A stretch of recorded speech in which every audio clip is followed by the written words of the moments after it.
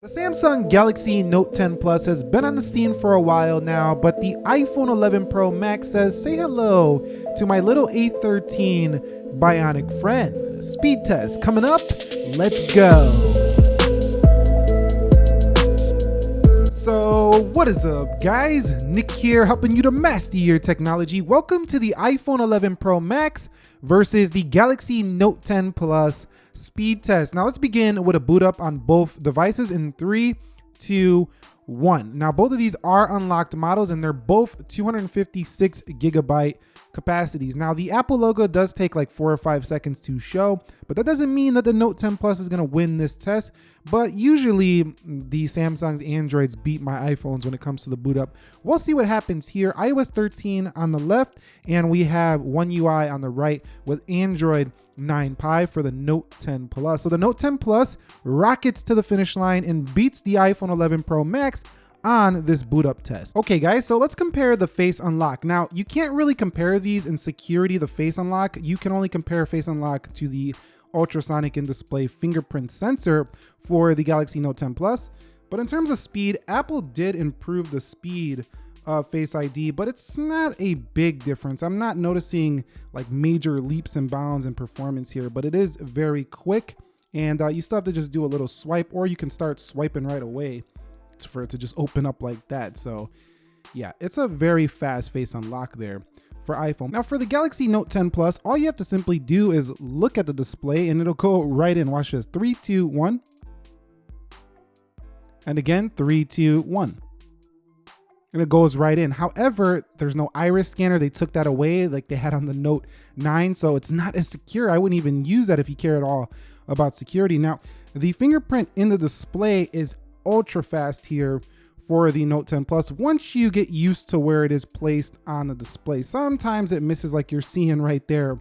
So it's not 100% all the time accurate, but once you figure out and you register a couple of fingers, it's very fast, this under display fingerprint sensor. Now, a lot of people, there's mixed opinions on this, but I can tell you that in terms of speed, definitely very quick here for that in-display fingerprint sensor. Okay, so quickly confirming the software, I'm running iOS 13 here for the 11 Pro Max. That's the official version, not 13.1, just 13. Now for the Galaxy Note 10 Plus, I'm running One UI 1.5, which is layered over Android 9 Pie. So this doesn't have the latest Android 10, and if you want to see a comparison with Android 10, let me know down below. Also, I would like to mention that everything on the Note 10 Plus is default. Animations, no advanced features are turned on. The only thing I turned on for the Note 10 Plus is the high performance mode, so we're not getting any CPU throttling or anything like that in the medium power saving or optimized modes. So we have arrived at the application portion of this speed test. Everything closed out for Note 10 Plus, everything closed out for iPhone 11 Pro Max, A13 Bionic, Snapdragon 855. These are both 7nm architecture, 4 gigabytes of RAM, and this one has 12 gigabytes of RAM. Let's go into clock, 3, 2, 1. And if I miss any of these, point them out. That goes to the Note 10 Plus. Let's go into calculator. That one looks like the Note 10 Plus due to the animation. Let's go into settings. You can see Note 10 Plus slightly faster. Let's go into App Store, Play Store. And you can see that one goes to Note 10 Plus. Let's go into Instagram, 3, 2, 1. And that goes to the iPhone 11 Pro Max. Let's go into Twitter, 3, 2, 1. And you can see that one goes to Note 10 Plus. And let's go into the Snapchat, 3, 2, 1. That one goes to 11 Pro Max. Let's go into TikTok, 3, 2, 1.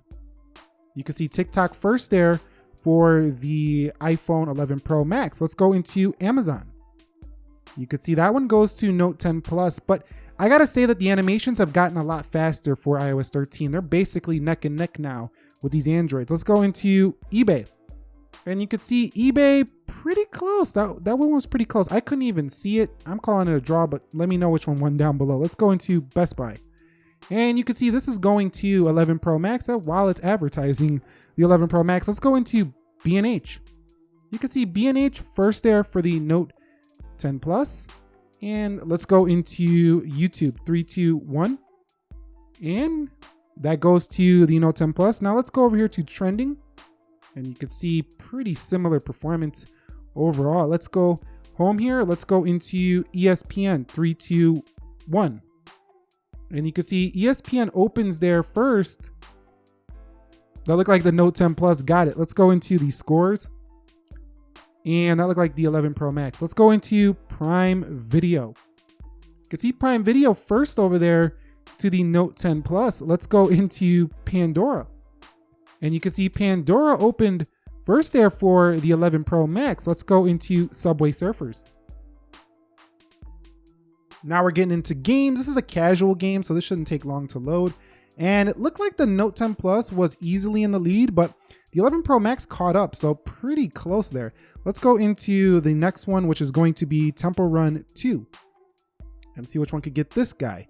And this looks like it's going to the Note 10 Plus here. So the Note 10 Plus takes it there. And I think Android phones in general are getting better at gaming speed. They used to be a lot slower than the iPhones. Now it's pretty close. Let's go into the next game, but there's still, I think, better titles for iOS, and I think the titles come first to iOS. And the iPhone beats the Note 10 Plus in the more graphically intensive game. Let's go to play, and let's see what happens here. Again, the 11 Pro Max. So when you start to get into those games that actually require the horsepower, the iPhone is still ahead, I think, over the Note 10 Plus. Let's go into PUBG. 3, 2, 1. Now, you know this game takes forever to load, so let's go ahead and see how long it takes. If it takes too long, I will speed it up really quickly here. So you can see that the 11 Pro Max was far in the lead over the Galaxy Note 10 Plus. So with that, I'm going to conclude that the 11 Pro Max is a more powerful phone when it comes to gaming for sure. I've said this in a lot of my speed tests before, but where it really counts, when you start to play them games that require that power on demand, it's going to take slightly longer to load the games for the Galaxy Note 10 Plus than the 11 Pro Max. So let's go ahead and run through multitasking just to see if we get any reloads here, or I should say RAM management, to see if we get any reloads here.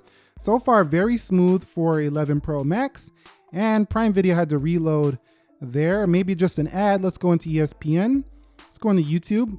Let's go into B&H, Best Buy. And I think when you get a lot of applications open, the 12 gigabytes of RAM might help for the Galaxy Note 10 Plus, but man, look how smooth this is. Very nice performance here on the 11 Pro Max. So even with its lower RAM, it does exceptionally well at holding those apps. Let's go into PUBG, and I expect no reloads here for this phone. We might get an ad in Prime Video. We'll see what happens there. You can see Pandora. Pandora had to re-listen here for a song for the Note 10 Plus, and it had Prime Video, ESPN, YouTube, B&H, Best Buy, eBay, Amazon, TikTok, Snapchat, Twitter, Instagram, Play Store, settings, calculator, and clock. Now, one thing about the Note 10 Plus though is that it does have the ability to split your screen, open multiple different applications in pop view. So there's a lot of, multitasking abilities that actually you can use that RAM, and that will actually show how powerful the Galaxy Note 10 Plus is. Now, not all the applications do work, but if you're the type of person who's going to do stuff like this, you will definitely appreciate Note 10 Plus. We're at the video rendering portion of this test. Let's go ahead and render these things out, save them to the gallery at 1080/60. So you can see right there, I didn't purchase the 4K version of this app, so that's why we're going to do it at 1080, but that's enough to see which one is quicker. So let's go ahead and hit save to gallery, save to camera roll. 3, 2, 1. And you can see the Note 10 Plus is rocketing ahead here.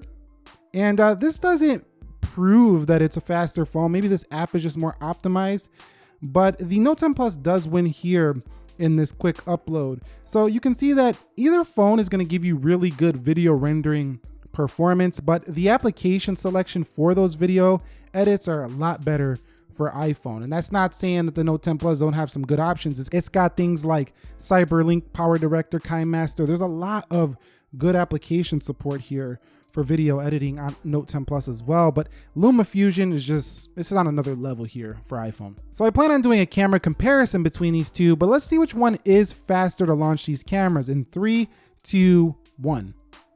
And you can see that is the iPhone 11 Pro Max, and they both have the ultra wide angles here as well as the telephoto, which makes them very comparable. Okay, so the final Geekbench scores are in. This is Geekbench 5, so the scoring system has changed, but you can still see the higher number, the faster the phone. In the benchmark, you can see that The iPhone 11 Pro Max just crushes the Note 10 Plus in both the single. It's almost 3 times higher in the single, and in the multi, it's like 1,200 points better. So definitely a more powerful phone according to benchmarks on the 11 Pro Max. Okay, so we're at the final conclusion, and man, are these phones hot to the touch. They feel really hot, actually. The iPhone 11 Pro Max is a little hotter though, so the heat management is probably a little bit better here for the Note 10 Plus. So what is the final take on this? Is there a clear winner? I don't think there's a clear winner. I think that in day-to-day applications, the Note 10 Plus feels snappier. I think if you're a multitasker and you use multiple apps at once, you'll take more advantage of the Note 10 Plus's power. I think if you're somebody who uses pro-grade video app, photo app, you do a lot of gaming, you'll take more advantage of the A13. And if you keep your phone a very long time, you'll probably have a longer lasting processor in the A13. So from a technical standpoint, yes, the 11 Pro Max is a faster phone. We've seen it in the benchmark. But in day-to-day stuff, I still think the Note 10 Plus feels a little snappier. We can conclude that whether you go with the 11 Pro Max or the Note 10 Plus, you're likely going to be very happy with the performance. You're going to be choosing more on design, camera quality, maybe which one has a longer lasting battery life. Do you need the S Pen in the Galaxy Note 10 Plus? Do you like the apps, the ecosystem for iPhone? If you guys found this video helpful, entertaining, informing, do me a favor, click that like button for me. If you're new here, consider subscribing for more. Nick here helping you to master your technology. Thank you very much for watching. Be sure to be well, and peace.